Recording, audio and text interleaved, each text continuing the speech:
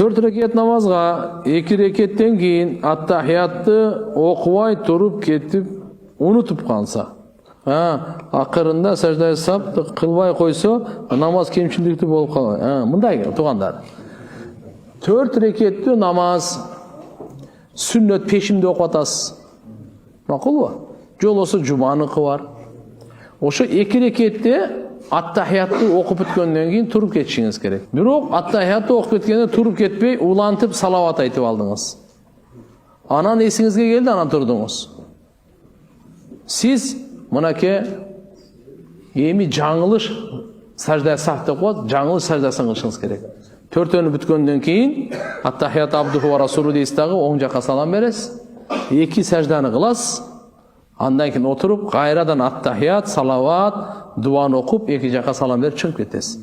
Егер ушундай кылбай калган болсоңуз, анда важипти таштап кеттиңиз деген болуп калат. Намаз кемчилдиктүү болот, бирок кабыл болот. Аны кайра кайтарып окуганын кажети жок болот.